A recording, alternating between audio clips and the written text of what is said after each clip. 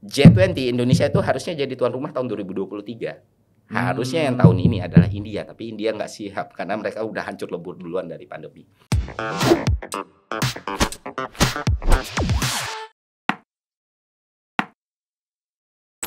Ferry Irwandi. Halo Pak. Warga sipil yang terhormat.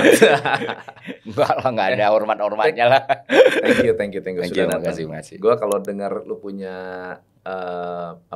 materi, apalagi yang kemarin yang terakhir nih, revolusi Kedai Prancis. Oh iya. Gila.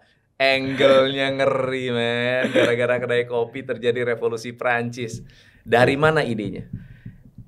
Dari pengen bikin kedai kopi dari dulu Pak. Jadi baca sejarah soal revolusi Prancis kan. Kalau nggak ada revolusi Prancis mungkin banyak negara yang masih bersifat kerajaan sekarang kan. Karena monarki besar itu jatuh di masa Raja Louis XIV, Raja Louis XV, akhirnya proletar, pengusaha, kaum borjuis, pekerja, petani itu bisa ada satu momen dan satu kesempatan untuk ketemu bareng. Itu sejarah yang aku baca dan itu sangat luar biasa sekali gitu loh, kayak dari kedai kopi nih di abad ke-17 ke-18 orang nggak berpikir, dia kan kalau nggak salah sih Procopole orang Italia yang pindah ke Paris itu buat sekitar tahun 1699 dia buat kedai di situ dan jadi marak, dan di situ bikin orang Prancis semua kaget gitu loh. Karena biasanya di Eropa kan wine, alkohol, habis kerja nge-wine, tidur, ngantuk, udah gitu kan. Mereka minum kopi seger. Jadinya jadi kaum-kaum pegadang yang suka begadang.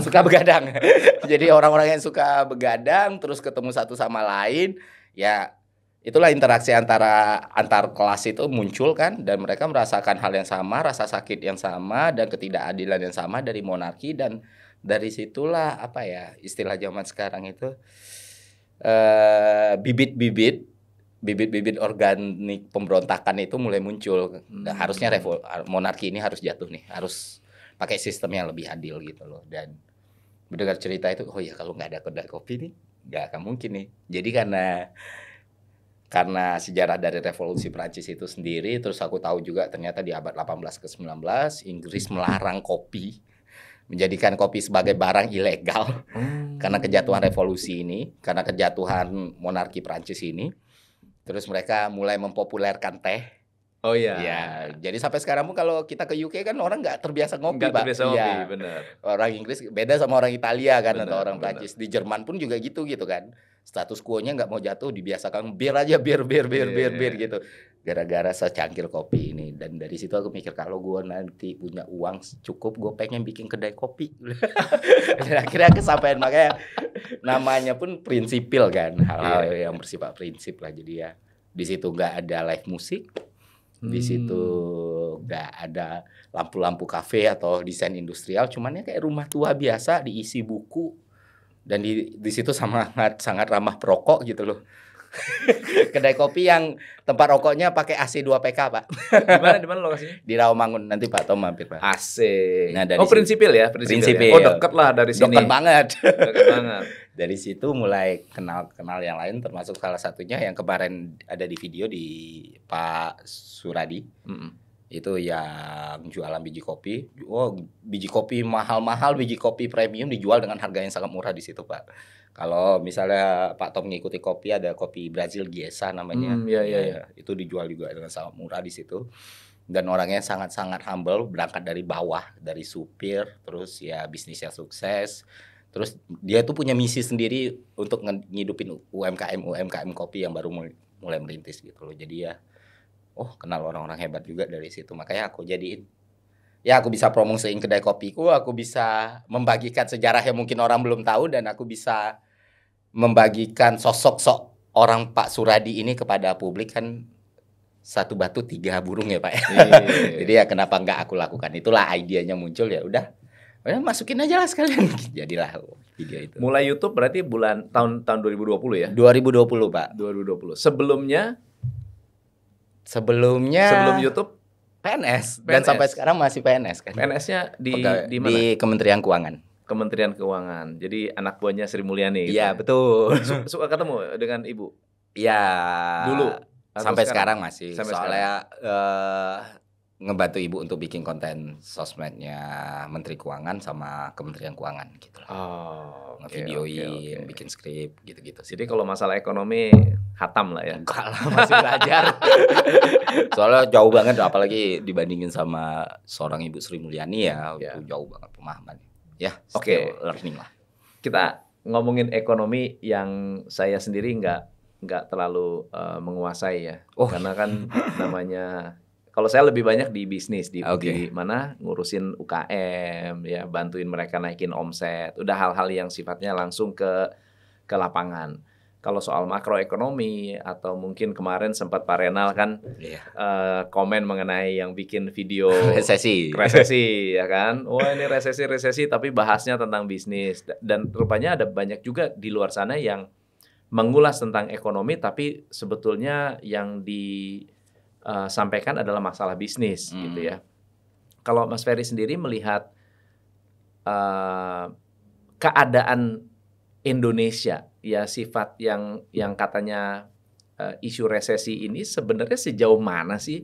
Karena gini, kan ada mismatch ya antara optimisme pemerintah di mana katanya kita tidak terpengaruh resesi global, tetapi di sisi lain PHK banyak banget di Indonesia. Nah, itu mungkin yang jadi cerita dulu deh. Oke, ini sepemahaman yang saya mengerti ya Yes. Pak, berdasarkan keilmuan, pengalaman kerja, dan experience yang selama ini saya alami, termasuk apa yang saya pelajari. Ketika kita membicarakan ekonomi, kita membicarakan spektrum yang sangat luas dong. Kadang betul. orang merasa orang yang jago bisnis belum tentu ngerti makroekonomi. Setuju. Orang yang ngerti makroekonomi belum tentu bisa jualan. Yes. Orang yang bisa mencatat dengan baik belum tentu dia bisa mencari uang dengan baik. Orang yang bisa mencari uang dengan baik belum tentu dia bisa punya pengelolaan yang baik. Benar. Makanya keilmuan ekonomi itu dipisah-pisah. Ilmu ekonomi, manajemen, akuntansi, finance, bisnis, makroekonomi, ekonomi murni, ekonomi pembangunan, dan lain sebagainya. Nah, jadi apa yang salah dari masyarakat sekarang kebanyakan itu memahami ekonomi cuma satu layer.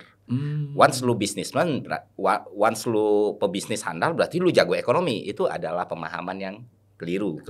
Nah, artinya apa? Artinya kita harus memahami ekonomi dari berbagai spektrum tersebut gitu kan. Oke. Nah, berbicara isu resesi seperti yang pernah saya jelaskan di video saya ataupun yang saya sampaikan di podcast, sebelum jauh ngomong resesi kita harus tahu dulu definisi resesi. Resesi kan kontraksi 2 kuartal terhadap PDB kan, terhadap GDP kita gitu loh. Kalau misalnya pertumbuhannya negatif berarti itu dikatakan situasi yang resesi. Oke. Nah, pertumbuhan negatifnya dinilai dari apa? Dari year on year-nya dibandingkan periode sebelumnya gitu loh. Kalau misalnya ternyata lebih rendah dari periode sebelumnya dan di kuartal selanjutnya lebih rendah juga berarti itu resesi. Oke. Nah, unsur dalam penghitungan PDB itu kan gampang sebenarnya. Ada yang namanya konsumsi, ada yang nama pengeluaran pemerintah, ada yang namanya ekspor dikurang sama impor. Itu kan salah satu cara, sama investasi ya. Jadi konsumsi, investasi, pengeluaran pemerintah, ekspor dikurang impor. Nah, kita kan harus tahu poros ekonomi kita berputar dari apa gitu loh kebanyakan. Karena setiap negara komponen penyusunnya persentasenya bisa berbeda-beda banget. Jepang, Korea, Jerman itu sangat bergantung pada sektor manufaktur kan Pak. Betul. Impor ekspor mereka itu jadi nyawa dari perekonomian negara mereka. Iya. Nah, dengan situasi ekonomi global sekarang, The Fed mulai melakukan tapering secara signifikan gitu loh, suku bunga dikereknya naiknya tinggi-tinggi, dolar semakin menguat, jelas itu berdampak besar bagi mereka. Iya. Belum lagi masalah Nord Stream-nya Rusia. Itu yang membuat segala hal di Eropa itu sekarang menjadi sangat-sangat mengkhawatirkan. Katanya, kata teman saya yang lagi kuliah di Belanda kalau malam lampu jalan itu mati. Oke, Karena saking kelangkaan hematnya gitu. Nah, di Indonesia penyusun terbesar dari volume ekonomi kita itu ada dalam konsumsi. Artinya trade off perdagangan antar kita gitu loh. Iya. Misalnya di marketplace atau di warung atau di kedai, karena kita tahu tingkat konsumsi orang Indonesia kan tinggi, Pak. Betul. Nah, ekspor impor kita emang peningkatannya sangat-sangat signifikan tapi persentasenya masih sangat kecil. Dan guncangan ekonomi global tentu berdampak pada ekspor impor ini. Sama capital outflow. Venture capital, visi yang dicari-cari anak muda yang memulai startup itu mulai akan langka gitu loh, mulai akan jarang. Makanya kita tahu dalam beberapa tahun terakhir sejak The Fed melakukan tapering di tahun 2013 di US sana, itu kan kita tahu dampaknya itu begitu besar bagi seluruh negara, termasuk negara berkembang, termasuk Indonesia sendiri. Nah, saat ada kapital masuk karena suku bunga Amerika itu rendah, mereka kan nyari investasi di negara-negara berkembang nih. Mulailah VC itu banyak kan Pak, orang-orang yang mau taruh duit Nyari itu. duit yang bisa tumbuh ya. Iya, gue investasiin lah di Indonesia. Mulailah ada startup, mulailah ada istilah bakar duit, mulailah ada exit plan dan lain sebagainya. Tapi di zaman sekarang keadaannya udah mulai berubah nih, situasi udah berubah lagi. Orang-orang mulai berpikir gitu loh. Oh ya udah, sekarang suku bunga US sudah mulai naik nih, mending gue taruh di US aja. Iya. Terus mulailah capital outflow di mana-mana gitu kan. Nah, orang-orang yang punya visi untuk membangun perusahaan by valuasi, artinya punya valuasi tinggi, jual ke VC, nanti dapat exit plan, inilah yang terancam. Makanya PHK itu terjadi pertama pada startup yang memang membakar uang. Yang pertamanya jor-joran bayar pegawai, karena mereka mulai kekurangan investor, mulai kekurangan suntikan, sementara probis mereka belum bisa nutup. Margin keuntungan dan kerugiannya belum bisa ketutup nih, belum bisa ke cover, mau nggak mau pengurangan pegawai. Kedua, perusahaan yang memang bergantung pada sektor impor, misalnya kayak garment. Itu kan ngaruh banget Pak. Misalnya kayak atau kita tahu harga pupuk sekarang jadi sangat-sangat tinggi ya, dan itu berdampak pada sektor pertanian dan agraria. Nah itu memang terdampak, makanya goncangan ekonomi global entah tahun ini maupun tahun 2023 memang ada dampaknya kepada Indonesia, dan direct dan langsung. Tapi apakah dampak itu sudah bisa kita bilang sebagai resesi? Tidak. Jadi punya dampak iya, resesi tidak, dengan tingkat konsumsi yang masih sangat tinggi seperti ini. Itu sih Pak kalau menurut saya. Nah, ngomong-ngomong, tapering itu apa sih supaya teman-teman nggak? Saya coba jelasin dengan yang sederhana lah. Cara paling sederhana ya Pak. Jadi ketika negara-negara di dunia ini mengalami pandemi, itu kan sangat berpengaruh pada aktivitas ekonomi ya, terhadap siklus ekonomi gitu loh. Ya, pandemi pembatasan, ekonomi tidak berputar, ekonomi berputar lambat, mau nggak mau harus diinjeksi nih. Inilah yang disebut dengan quantitative easing. Nah, injeksi dari government, dari bank sentral kepada masyarakat itu bentuknya bisa berbagai macam. Intinya ini dinamakan quantitative easing. Bisa printing money, bisa buyback obligasi, bisa bantuan langsung dan lain sebagainya. Sama dengan Indonesia juga melakukan bantuan Indonesia langsung, itu masuk quantitative easing. Ya, secara fiskal maupun moneter ya Pak. Misalnya keringanan pajak pun bagian dari quantitative easing itu sendiri. Artinya inti dari quantitative easing adalah memperbanyak uang yang beredar. Sehingga beban kredit dari pengusaha itu jadi semakin berkurang. Makanya di tahun 2020 kalau kita pinjam uang di bank itu bunganya lebih rendah daripada biasanya. Karena uang yang beredar lebih banyak gitu. Tapi di satu sisi ketika uang yang beredar itu lebih banyak dari keadaan normal, maka nilai uang itu akan terus turun kan. Itu teori dasar dari inflasi itu sendiri kan. Jadi tergerus, dan kalau dibiarkan bisa jadi hiperinflasi, dan kalau inflasi bisa dibiarkan dan tidak dikelola dengan baik, namanya ada dalam harga barang dan nilai mata uang itu semakin jomplang gitu, ditakutkan akan terjadi yang namanya stagflasi. Stagflasi itu situasi yang paling menyebalkan karena pertumbuhan ekonominya nggak ada tapi harga barang terus naik kan.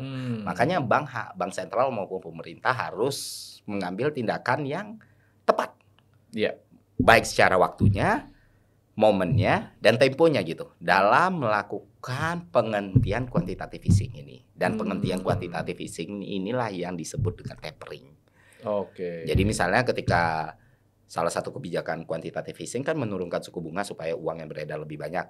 Nah, suku bunga ini kan harus dinaikin. Proses menaiki suku bunga inilah yang disebut dengan tapering, supaya uang yang beredar itu, kerannya itu bisa lebih diperketat, supaya harga barang bisa lebih normal. Nah, US melakukan itu berkali-kali Pak. Setiap US ada dalam situasi krisis, mereka melakukan itu berkali-kali dan efektif berkali-kali karena mereka punya dolar. Kamis hitam tahun 1929 juga ujung-ujungnya ya lemparin uang banyak-banyak gitu kan, quantitative easing, turunkan suku bunga, nanti tapering.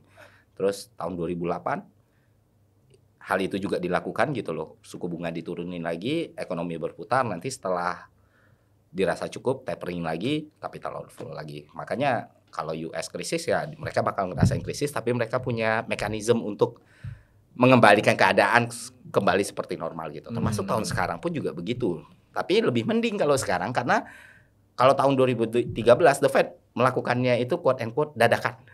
Artinya nggak banyak diperkirakan orang tiba-tiba peng naik. Kalau ini mereka udah memperingatkan dari jauh-jauh hari kan. Ini bakal dinaikin segini, bakal dinaikin segini dan segini. Itulah kenapa seingat saya The Fed mulai melakukan pengumuman akan melakukan tapering itu sekitar bulan Juli. Bulan Juli ataupun Agustus. Itulah yang menjadi alasan kenapa cryptocurrency Bitcoin sampai ke ATH-nya bulan November karena orang mau kumpulin dulu kan. Bener. Pas Desember The Fed tapering, saat itu kripto langsung crash, bearish di Januari. Nah itu tuh pola yang sebenarnya bisa lu pahami dengan pemahaman makroekonomi dasar gitu loh. Dan orang-orang bilang, wah lu jago banget bang bisa memprediksi ini. Ini nggak jago, ini nih ilmu dasar. Kalau lu belajar, kalau lu kuliah lu pasti paham. Kalau lu belajar ekonomi dari yang benar-benar ekonom atau akademisi atau seorang teknokrat gitu loh, bukan seorang penjual kecap. Iya, maka lu akan sangat-sangat gampang paham kalau oh ini naratif ekonomi nih, ini sebenarnya nilai ekonominya nggak ada tapi dibangun sama narasi.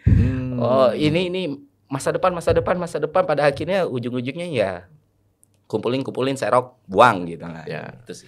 Berarti untuk bisa kalau teori konspirasi apa yang dimanfaatkan oleh global elite dalam situasi seperti ini?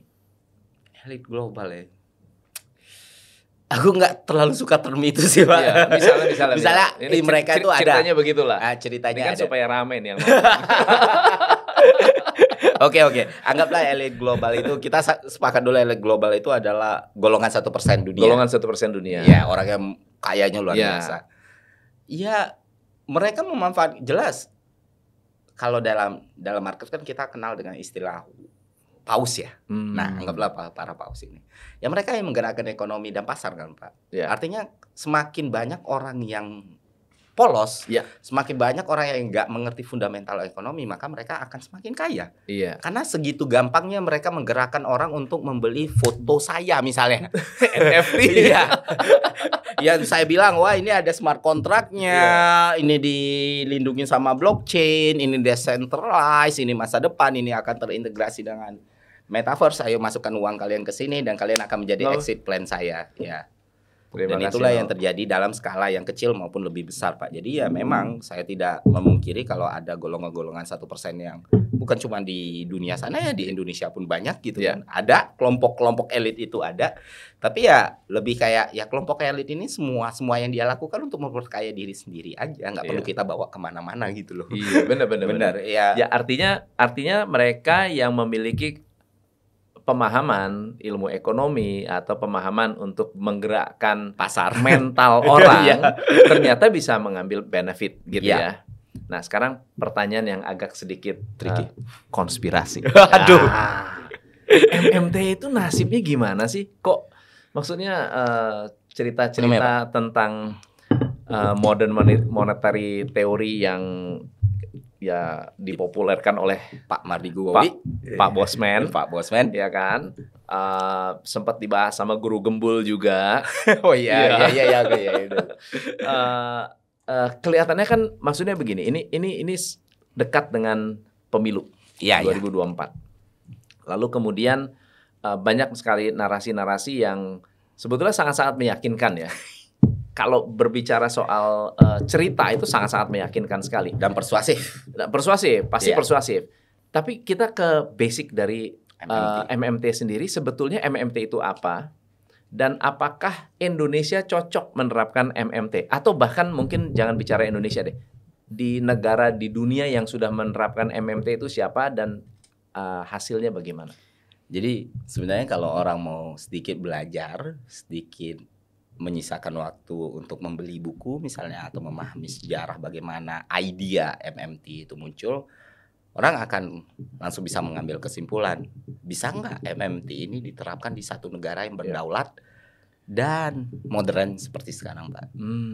Gini, banyak orang yang bilang pencetus atau pembuat teori modern money teori Mandarin Money Theory Iya. kan, Money Mandarin Theory. MMT adalah Pak Mardi Gowowi. Itu kan udah satu hal yang salah ya, karena MMT itu pun muncul tahun 1970-an dan dari left wingnya US. Left wing US, betul. Iya. Jadi harus dipahami Betul, loh. betul, Dan betul, ini betul. udah teori yang lama dan selalu dikemukakan dari sayap kirinya US kan. Tentang bagaimana negara seharusnya tidak takut dengan inflasi, negara seharusnya mencetak uang sebanyak-banyaknya selama negara itu bisa berdaulat. Selama negara itu bisa benar-benar mandiri dan bisa memproduksi semua kebutuhannya sendiri. Secara sederhana, apakah teori ini mungkin? Mungkin. Mungkin. Kalau ada di negara yang bahkan tidak butuh ekspor impor, Pak. Betul. Betul. Ya kan, negara yang benar-benar tidak butuh barang dari luar atau melempar dari luar, negara yang benar-benar bisa menghidupi dirinya sendiri dari sektor komoditasnya, manufakturnya, teknologi ya, SDM-nya dan lain sebagainya gitu. Nah, sekarang pertanyaannya di zaman modern sekarang, apakah ada negara yang bisa melakukan hal seperti itu? Enggak ada. Makanya ada G20.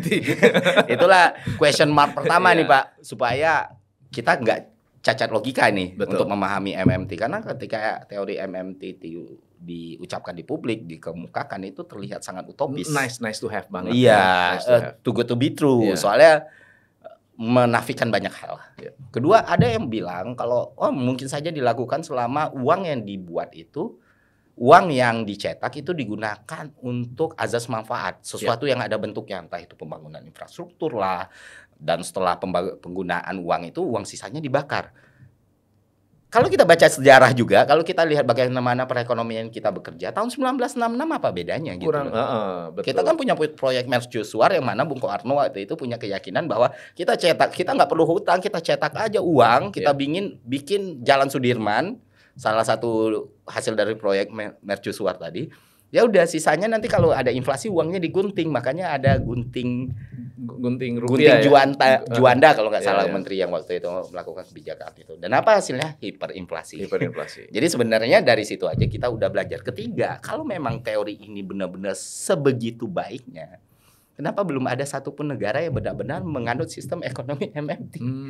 Nah, sering dikatakan printing money adalah MMT, itu sesuatu yang sangat berbeda loh. Quantitative easing itu bukan MMT. Betul. Quantitative easing itu dilakukan di situasi yang luar biasa dan harus benar-benar hati-hati, dan sudah harus diperkirakan nih kapan taperingnya, kapan dikendalikannya.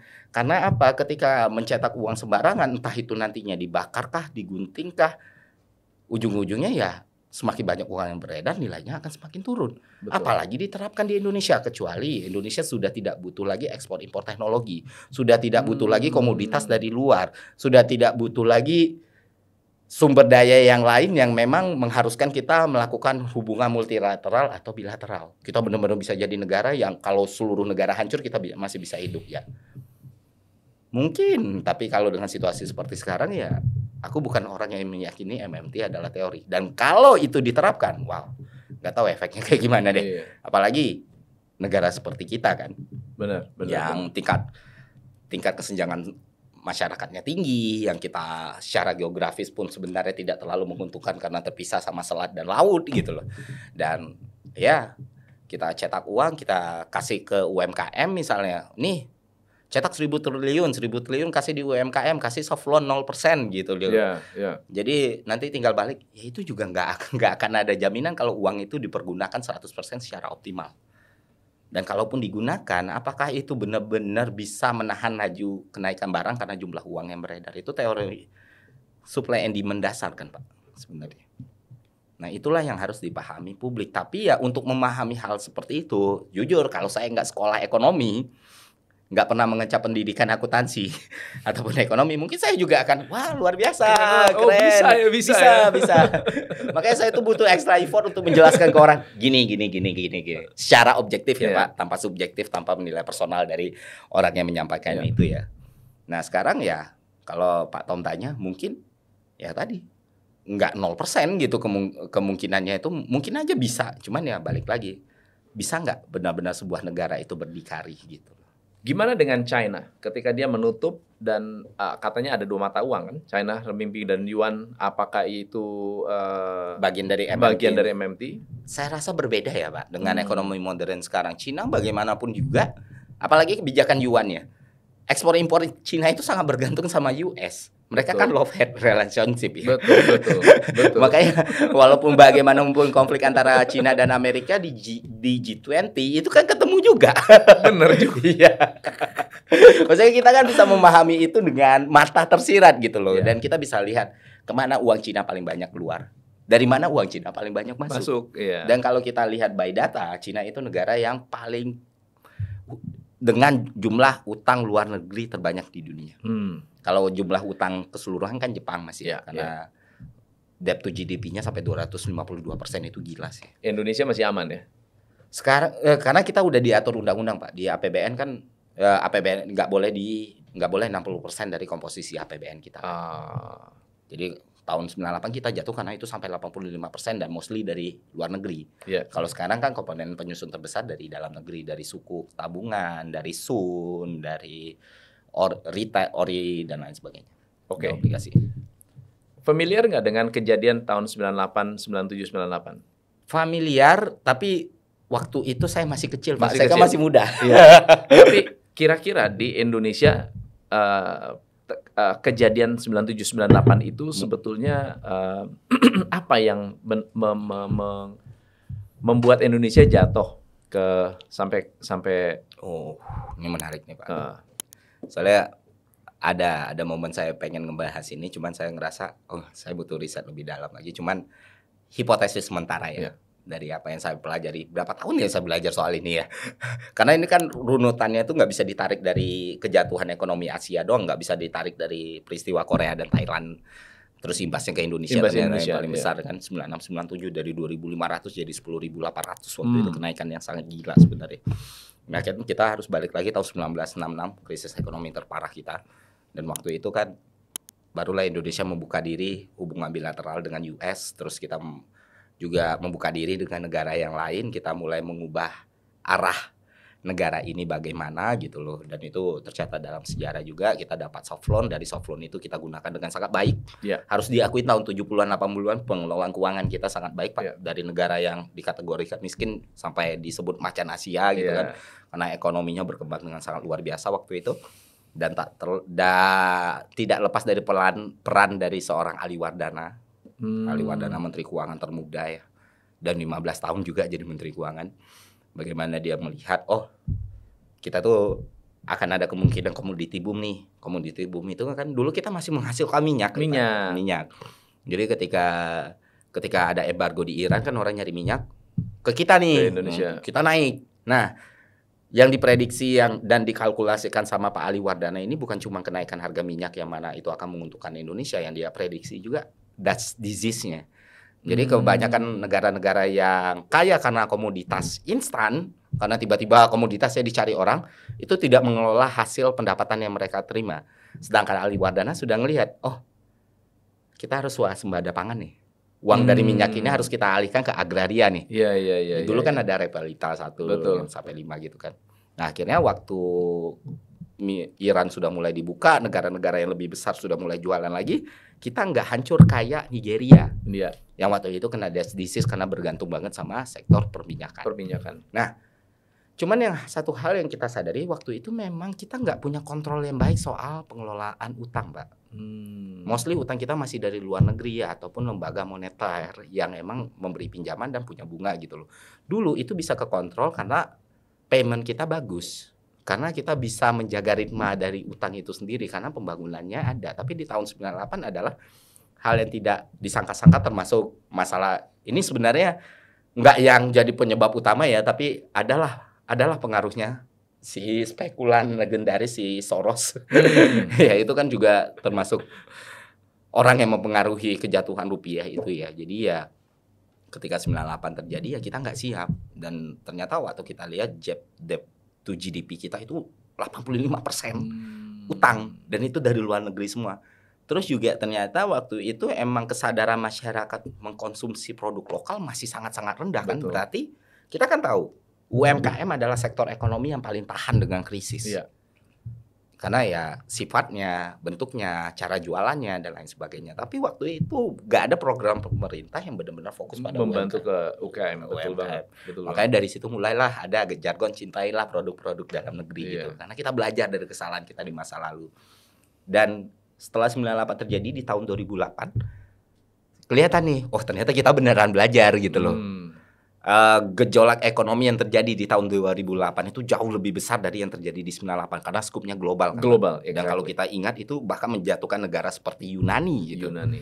Tapi dampaknya ke kita kan nggak terlalu keras gitu Iya. loh, nggak kayak di 98 dan kita masih bisa melakukan aktivitas normal seperti biasanya.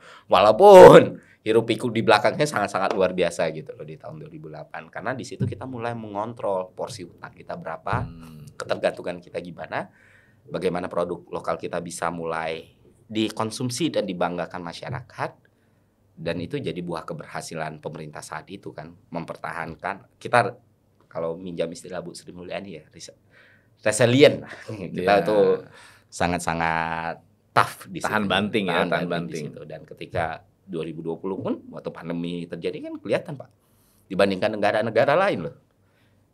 G20 Indonesia itu harusnya jadi tuan rumah tahun 2023. Harusnya yang tahun ini adalah India, tapi India nggak siap karena mereka udah hancur lebur duluan dari pandemi. Terus juga kalau kita lihat, kalau kita baca outlook-nya dari World Bank ataupun IMF, kita udah sadar nih Indonesia di antara sekian banyak negara yang diproyeksikan mengalami perlambatan, kita malah diproyeksikan mengalami pertumbuhan, kenaikan. Dan kenaikannya 5,6% ke atas gitu proyeksinya ya. Dan kemungkinan terburuknya lower layer paling rendahnya itu ya 4,6% dan ternyata memang naiknya lebih dari itu. Itu kan sesuatu yang eksakta dan bisa diukur sebenarnya. Jadi nggak perlu pakai jargon-jargon yang persuasif, naratif, yang pakai istilah-istilah susah sih supaya terlihat intelek gitu untuk menjelaskan bagaimana situasi perekonomian. Karena ekonomi itu beda dengan politik, Pak. Ya, ekonomi terukur gitu. Ya, ya. Oke. Ini pertanyaan lain nih yang berhubungan dengan keadaan ekonomi kita. Kalau begitu, siapa yang paling berjasa membuat Indonesia tahan banting dengan resesi? Apakah Menteri Keuangannya atau apakah kebijakan Menteri Keuangannya atau mungkin yang ya, gimana menurut masyarakatnya, Pak? Masyarakatnya, konsumsi masyarakatnya sebenarnya. Ini jawaban yang jujur ya? Iya, betul. Iya, karena konsumsi masyarakatnya. Karena kalau Bapak lihat ini hal yang simple ya. Di tahun 2020 pandemi terjadi, orangnya itu kayak saling bantu satu sama lain loh. Betul banget. Orang jualan online itu semakin marak. Bahkan orang tua yang dulu nggak mau megang marketplace online, nggak mau cek internet untuk belanja, itu kita paksa untuk belanja online gitu kan. Jadi artinya apa? Artinya kita udah sadar nih kekuatan ekonomi kita itu ada dalam bentuk kuantitas. Karena jumlah penduduk kita banyak. Dan ya kalau kuantitas itu penting. Orang yang bilang kuantitas nggak penting ya nggak pernah ngelihat perang dunia kedua. Jerman itu kalah karena mereka terlalu perfeksionis atas produk-produk perangnya mereka kan. Wah, kalau Amerika F-16-nya masih setengah jadi jalan gitu kan. US kan menang karena kuantitas ya Pak. Dan inilah kalau emang kita belum punya kualitas yang bagus ya kita manfaatkan kuantitas kita. Ekonomi kita berputar. Dan ya pemerintah itu kan nggak sempurna ya, ada kebijakan-kebijakan yang selama ini salah, ada kebijakan yang mungkin kurang tepat sasaran, dan itulah peran kita sebagai masyarakat untuk mengawasi, untuk memperingatkan, untuk mengkritisi, karena itu bagian dari demokrasi. Tapi di satu sisi ada juga kebijakan-kebijakan yang sekarang kita tahu, oh untung kita nggak pernah total lockdown ya. Untung kita nggak pernah total lockdown. Itu betul banget sih. Iya Pak. Kalau kita total lockdown belum tentu situasinya sama kayak sekarang. Benar. Walaupun dengan segala kekurangan di dalamnya, walaupun dengan segala perdebatan di dalamnya, tapi ya sempat kalau kita benar-benar ekonomi berhenti berputar sama sekali, orang berhenti beraktivitas sama sekali, untuk negara sebesar ini dampaknya bisa sangat luar biasa. Dan ya banyak hal yang berperan sebenarnya. Tapi yang kalau Pak Tom tanya yang paling berjasa ya masyarakatnya, warganya sendiri. So G20 dampaknya buat Indonesia bagus atau tidak bagus? Tergantung kita pakai pendekatan dari apa, Mas Ferry datang ke G20 ini kan mungkin satu kontingen Indonesia nih. Mungkin Mungkin ini menarik. Nah, Kenapa? Karena kebanyakan orang yang berargumen, berpendapat, beropini soal G20 adalah orang yang tidak berada dalam situasi, dalam acara itu, acara dalam itu. event itu, Betul. dan mengikuti perkembangan event itu. Betul. Dan karena emang KTT G20 kan orang yang bisa masuk di situ sangat-sangat terbatas ya Pak. Dan kebetulan ya saya punya kesempatan untuk ada di sana, jadi mungkin melihat secara langsung, mendengar secara langsung, dan menyaksikan secara langsung gitu. Kayak di depan saya ini Joe Biden. Sedekat itu Pak, maksudnya kayak dia lewat, Xi Jinping lewat Xi gitu. Jinping lewat, waduh gede lah badannya gitu. Erdogan lewat gitu, Sunak lewat, Trudeau lewat. Men, gue di G20 ya. Kayak gitulah. Nah, kalau saya pakai pendekatan eksakta dengan hitungan-hitungannya, dengan skala asumsinya, dengan segala proyeksinya, dengan penerimaan sekian, lapangan pekerjaan sekian, itu mungkin nggak akan kena di orang. Tapi saya akan menjelaskan dengan pengalaman, Pak. Experience saya selama datang ke Bali. Jadi tahun 2020 waktu pandemi itu lagi naik-naiknya di Indonesia, saya sempat datang ke Bali urusan kerjaan, dan itu buat saya benar-benar sedih, Pak. Karena Bali kan ekonominya berputar besar gitu, tapi kelemahannya adalah bergantung pada satu sektor, yaitu pariwisata. Makanya dampaknya jauh lebih besar dari wilayah-wilayah yang lain. Once pariwisatanya close, itu kita akan lihat toko-toko tutup semuanya. Semua orang berada dalam situasi yang tidak mengenakan, mereka stres, dan banyak hal-hal yang tidak baik yang terjadi lah. Ya, nggak ada villa yang ditempati, nggak ada. Karena semua sendi-sendi ekonomi kan bergantungnya sama pariwisata di Bali. Betul. Entah kita ngomong F&B-nya, hotelnya, sewa mobilnya, semua sarana dan prasarananya, dan orang-orang nggak datang ke situ, dan masyarakat Bali ya dalam situasi yang sangat-sangat sulit. Nah, di KTT G20 waktu itu saya datang ke Bali itu tanggal 8 November. Saya nyari sewa mobil udah sulit, Pak. Bahkan di rental mobil terbesar. Saya nyari penginapan di Nusa Dua juga udah susah. Saya harus 1 hari di Kuta dan harus nginap di villa bukan di hotelnya karena semua hotel penuh. Sementara berapa bulan yang lalu, di tahun 2020 saya mendengarkan langsung curhat pegawai hotel bagaimana setengah dari mereka harus dirumahkan kan karena okupansinya nggak bagus. Terus saya lihat di sana segala sendi-sendi ekonomi itu mulai hidup, orang mulai berbelanja, orang mulai jualan, bahkan driver untuk G20 atau driver untuk rental-rental ini bukan cuma untuk pegawai, bukan cuma untuk delegate-nya G20, itu harus didatangkan dari luar karena emang segitu ramenya dan segitu berdampaknya pagelaran acara ini buat perekonomian masyarakat di sekitar. Dan tanpa G20 mungkin istilah apa ya yang red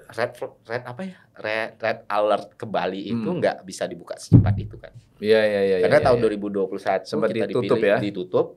Karena kita mau melakukan KTT ya itu mulai dibuka dan itu mulai datang di awal. Dan dampak ekonominya ya ketika hotel penuh berarti kan butuh makanan. Nah, catering hidup butuh komoditas makanan kan. Petani-petani hidup, bahan baku dan itu bukan cuma di Bali doang tapi ya bisa dari Kalimantan, Jawa dan lain sebagainya. Itu artinya ekonomi berputar dari satu acara, dari satu event. Itu hal yang terlihat langsung di mata ya, Pak. Penyerapan tenaga kerjanya itu saya bisa berani yakin ya lebih dari 10.000 orang. Yang mendapatkan pendapatan dan penghasilan dari sana. Dan dampak langsungnya mungkin dirasakan lebih banyak orang lagi. Itu yang kalau kita bicarakan dengan apa yang diterima masyarakat dari event G20. Dengan jelas ada penolakan di sana, di sini, jelas ada kontra, jelas ada opini yang berbeda. Tapi ya itulah negara demokrasi, Pak. Dan memahami forum sebesar ini, forum ekonomi pembangunan terbesar di dunia, dengan layer yang cuma satu itu akan sangat sulit karena ini kompleks gitu loh.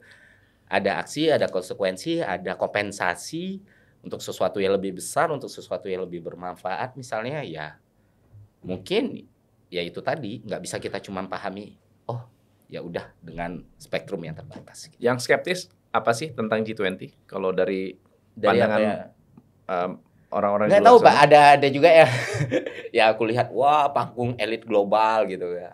Ya, itu makanya saya suka orang-orang yang suka menarasikan elit-elit global ini malah membuat pikiran masyarakat jadi bias. Gitu. Padahal ya walaupun ada yang nggak perlu semuanya disangkut pautin sama itu dong. Ya emang mungkin elit globalnya ada dan ada di situ, Tapi saya cuma nge-challenge satu gitu loh, satu pertanyaan gitu. Pernah di DM IG saya, ada yang bilang G20 pesta elit masyarakat terlilit.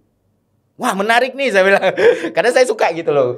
Ketika di DM ada yang nulis kayak gitu, wah ini kalau orang ini dibalas dia bingung nggak ya gitu. Akhirnya saya balas, wah keren, rimanya mantep, terlihat keras gitu ya, terlihat sangat aktivis sekali gitu. Tapi saya penasaran satu, rakyat terlilit yang mana ya mas? Dia sin lama nggak balas ya. Terus dia langsung balas satu paragraf panjang. Dan kalau bicara psikologis ya, belum bicara soal bagaimana manusia berperilaku gitu loh. Kita kan bisa memperkirakan tanpa kita baca pun kita tahu, oh ini bukan opini dia, ini kopas. Karena kan kita bisa kalkulasikan dari durasi mengetiknya, typingnya berapa lama, nggak ada typing, pak langsung datang. Saya langsung nanya kopas dari mana. Dan yang di kopas pun sebenarnya nggak ada satu pun dia kopas dari artikel. Akhirnya dia bilang aku, oh ini bang saya copy dari satu artikel gitu. Artikel itu adalah membahas bahwa G20 tidak menghasilkan satu kebijakan yang benar-benar ramah dengan energi. Padahal di situ ada transisi energi kan, salah satu deklarasi itu. Terus ada juga yang bilang karena nggak ada komunike. Lu bisa bilang KTT G20 nggak ada komunike, berarti lu nggak ngikutin G20. Memang sebelum KTT-nya semua G20 itu kan bukan satu acara, Pak. Ratusan acara. Dari ada yang namanya finance track, ada Sherpa track gitu loh. Finance ini untuk sektor keuangan dan non keuangan, dan itu menanggung jawabnya berbagai lembaga dan kementerian. Itu berbeda-beda. Nah, sejak perang Rusia Ukraina terjadi dari Februari sampai menuju November, emang semua pertemuan itu tidak menghasilkan komunike, tapi menghasilkan yang namanya chair summit. Makanya banyak orang yang menduga bahwa KTT G20 ini akan jadi KTT G20 pertama yang tidak menghasilkan deklarasi. Dan itulah kenapa kalau kita melihat secara langsung bagaimana kerja keras orang supaya deklarasi ini bisa muncul, dan bagaimana mempertemukan antara Xi Jinping dan Joe Biden, bagaimana mengkondisikan situasi supaya tidak tambah panas dan semua pihak bisa menerima sebuah deklarasi. Itulah yang sangat-sangat penting dan krusial dalam penyelenggaraan G20. Tapi itu orang nggak tahu. Kenapa karena semuanya bersifat tertutup, bersifat rahasia negara. Yang kita tonton di live streaming kan cuma deklarasinya, pembukaannya, acara makannya. Dan itu bukanlah acara yang penting dari G20. Acara yang pentingnya adalah bilateral meetingnya, working groupnya, dan bagaimana setiap diskusi dan diplomasi itu dilakukan gitu loh. Jadi ya, pas saya tanya kayak gitu, nah sebentar, dari artikel ini yang rakyat terlilitnya yang mana? Wah, gue udah di skakmat nih bang, makasih bang udah di. Justru nggak skakmat, gue penasaran, gue butuh tahu nih. Rakyat terlilit. Jadi seru banget ya G20 ya, seru banget ya. Ya, ketemu pimpinan dunia, Pak. Ketemu pimpinan dunia. Kayaknya ada banyak pengusaha juga yang diundang ya. Beberapa filantropis, beberapa pelaku ekonomi digital. Terus juga side eventnya kan banyak Pak. Salah satunya yang termasuk yang Elon Musk ngisi di B20.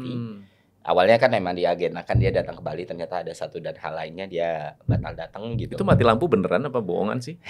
Kita ngomongin soal Elon Mas susah Pak. Saya takut ngomong kalau Elon Mas. Dia ini ngapain sih gitu? Iya. Ya, masalah Twitter kemarin kan. Iya. Apa sih sebetulnya Elon itu apa di pandangan Mas Ferry? Kalau misalnya kan sempat di review juga kan di YouTube kan? Iya, Elon tuh ya udah orang jenius ya kayak gitu kali ya Pak ya. Maksudnya saking jeniusnya itu sampai yang dia ini ngapain sih gitu loh. Ya, kenapa dia try so hard to be evil sekarang gitu loh. Jadi kayak menunjukkan gue tuh jahat banget loh. Di satu sisi beberapa tahun kemudian dia tuh kayak gue tuh akan membawa perubahan loh. Gue tuh akan jadi harapan orang-orang gitu. Apa yang sedang dia lakukan pun saya sampai sekarang gak paham Pak. Seorang Elon Musk ini bagaimana cara dia berpikir, apa yang ada di kepalanya. Bisa jadi dia cuma pengen ya udah lagi main-mainin dunia aja gitu loh. Bayangin ya gue power gue segede ini loh. Apa yang gue lakukan tuh jadi hal yang kalian bicarakan gitu. Apalagi sejak era cryptocurrency naik kan Elon semakin ya. Kayak perkataan dia adalah fatwa gitu. beli jual based on Twitter seorang manusia. Gila. Makanya aku ngeliat ya die harder fansnya, fanboynya kan juga banyak banget. Benar. Jadi ya waktu Elon yang itu kalau nggak salah Amin 2 atau Amin 3 dia ngomong gue nggak jadi ke Bali. Terus tiba-tiba pas udah gitu mati lampu lagi. Mau marah tapi Elon Musk ya kan. Kira-kira Twitter akan dibawa kemana tuh dengan sampai sekarang pun aku nggak paham tuh apa yang mau dibuat Elon di Twitter, karena dia pun belinya kan by insiden ya. By pengadilan ya, karena nggak boleh dia nggak beli kan. Awalnya pengen beli terus nggak, gue bercanda doang kata dia, terus dibawa Twitter ke pengadilan, akhirnya dia beli, akhirnya dia rombak, dia gituin, dia pecat banyak orang, dia bilang oh lu nggak ada tuh work life balance, lu kalau mau Twitter semaju Tesla, SpaceX, lu harus ikutin cara main gua gitu. Dan sampai sekarang aku nggak paham apa yang mau Elon lakukan di Twitter, termasuk paradoks dari freedom of speech itu sendiri kan, yang salah satu isu yang dimainkan sama Elon sekarang nih. Dan mau ngidupin akunnya Donald Trump ya waktu itu ya. Iya. Aku nggak ngikutin lagi perkembangannya kayak gimana. Kayaknya udah diaktifin lagi ya. Udah diaktifin lagi. Banyak nih yang udah yang di ban sama Twitter langsung terus diaktifin sekarang lagi. Verified lu bayar. Dia mungkin membawa itu ke arah media ya.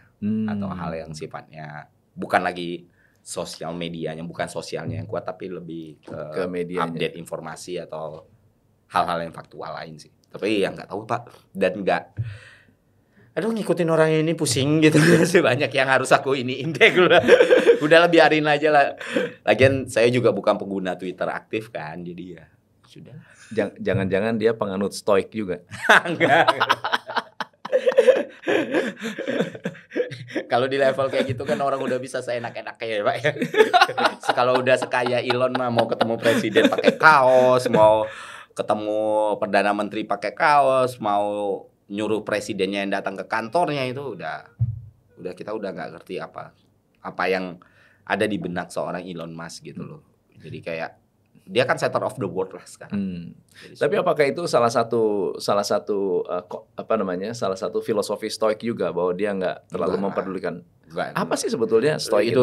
Kalau stoikisme itu kan lebih kayak pengendalian diri ya. Pengendalian diri. Dimensi internal, dikotomi kendali lah, dimensi internal, dimensi eksternal. Ya kalau dimensi internal apa yang kita kendaki, apa yang kita bisa kendalikan, apa yang bisa kita lakukan berada dalam wilayah kita gitu.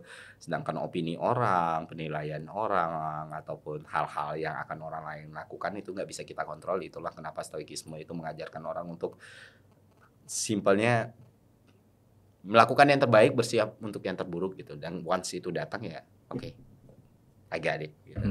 Gue masih bisa move on. Jadi ya kayak netralitas lah stoikisme. Ambisi itu penting nggak dalam stoikisme? Nah ini menarik Pak, soalnya banyak orang yang memahami stoikisme itu adalah alat membunuh ambisi, padahal juga. Itu dia, betul. Enggak juga sebenarnya. Seorang penganut stoikisme, seorang stoa kalau kata orang yang lebih kan, ya masih bisa punya cita-cita, bisa punya keinginan, masih bisa punya visi, masih bisa punya ambisi. Yang membedakan adalah kita lebih fokus aja kepada hal yang kita tuju, dan kita sudah bersiap kalau itu tidak sampai ya itu tidak akan menghancurkan kita, karena kita udah tahu kemungkinan terburuknya apa, udah kita simulasikan ke diri kita sendiri. Oh, gue bisa, gue siap, dan gue akan kuat menerima itu. Go ahead. Malah justru stoikisme itu membantu kita mencapai tujuan yang kita kendaki gitu loh. Karena banyak orang ketika dia ingin mencapai tujuan yang dia kendaki, dia terdistraksi sama hal-hal yang sebenarnya di luar kontrol dia kan.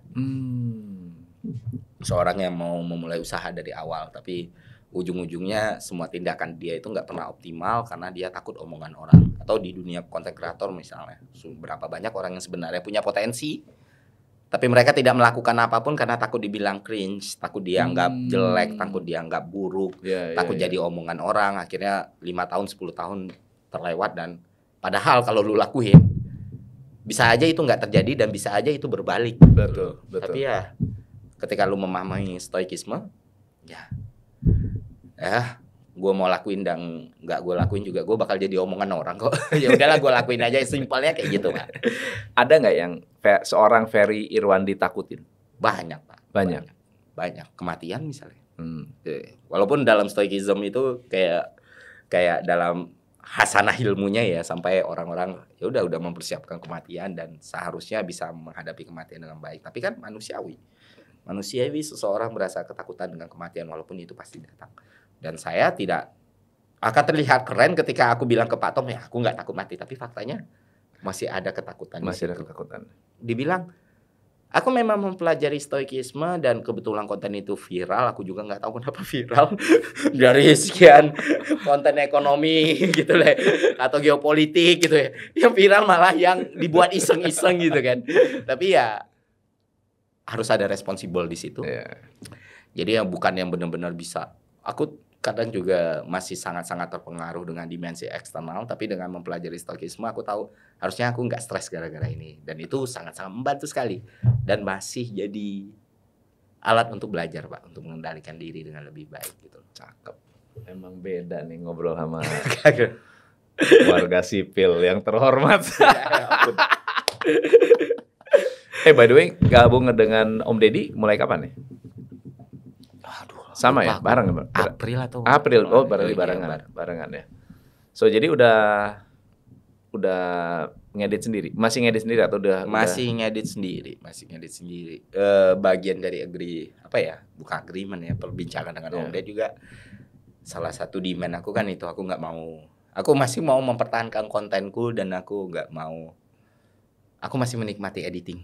Aku masih menikmati karena itu hobiku, karena itu coping mechanism yang aku punya. Ketika aku stres aku lebih suka ngedit. Itu duniaku dan aku nggak mau itu dirampas dariku gitu. Terus juga salah satu hal yang membuat aku setuju untuk kerja sama Om Ded ya, dia nggak akan mencampur tangannya atau mengotak-ngatik konten yang aku buat. Dia percaya sepenuhnya sama aku. Dia yakin dengan visi yang sama, ya udah jalan. Dan aku juga nggak ada keharusan untuk misalnya jadi arminya dia atau jadi buzzernya dia atau dalam segala situasi harus jadi orang yang ngebentengi dia, karena aku tahu Om Ded aslinya bagaimana dan seberapa kuat orang itu sebenarnya gitu kan. Baik secara mental maupun fisik ya. Jadi ya udah, paling kalau lagi ada kena. Om Ded kan belakangan sering banget kena ya lagi. Om sehat ya gua. Wah, aman bro kan. Iya deh, kadang dia curhat-curhat dikit, kadang aku curhat-curhat dikit, ya udah kayak gitu aja. Intinya ya masyarakat berhak punya opini apapun kan. Ya. Pada akhirnya ya bakal ada yang suka, bakal ada yang benci. Kita juga tidak terlepas dari kesalahan, tapi nggak semua hal yang kita lakukan itu salah, karena dunia itu sangat-sangat sayang kalau kita melihatnya cuman hitam dan putih semata gitu loh Pak. Jadi itulah hubungan dengan, dan sampai sekarang ya masih sangat berhubungan dengan baik gitu. Siap. Dan berdoa ya semoga Om, apapun masalah yang terjadi nantinya akan menimbulkan kebaikan untuk semua orang, bukan cuma ke Om semata, tapi media belajar kah atau apapun lah gitu. Keren. Bro, thank you so much for coming. Aku ya thank you, Pak. Gila, pembicaraannya padat dan banyak insight, dan insight-nya juga pandangan yang tidak bias terhadap ekonomi, terhadap resesi, krisis dan seterusnya. Berarti yang harus dipikirkan adalah masyarakat terus konsumsi secara lebih, kalau punya daya, kalau punya kemampuan, kalau punya duit ya. Dan jangan lupa menabung, Pak. Nggak perlu kita dengerin guru SD kita aja lah yang ngajarin ekonomi. Bener. Ada duit pakai, sisanya jangan tabung. Sampai lebih besar pasak daripada tiang, udah nabung ya. Udah dibikin kurikulum bagus kok, kurikulum 94, ikutin aja. Bro, ini saya ada buku. Waduh, thank you banget Pak Tom. Jadi buku ini buku cerita pandemi lah, kumpulan banyak berita-berita pada saat pandemi. Tapi di sini saya juga interview ada 30 orang. Wow. Interview 30 orang ketika mereka menghadapi pandemi dan bagaimana mereka keluar dari masalah bisnis. Ini masalah lebih banyak ke bisnis. Tanda tangan ya. Siap, thank you Pak Tom. Haruslah tanda tangan. Dapat dari orangnya langsung ini. Wih, tulisan tangan Pak Tom bagus sih. Wah, terima kasih. Aku paling nggak bisa kalau disuruh nulis tangan. Ini udah jarang nulis nih, jadi tulisannya pasti berantakan.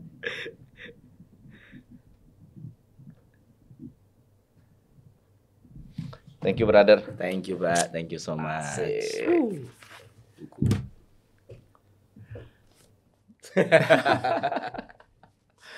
Oke, thank you semua. 3, 2, 1, close the door. Enggak, salam pencerahan. Thank you.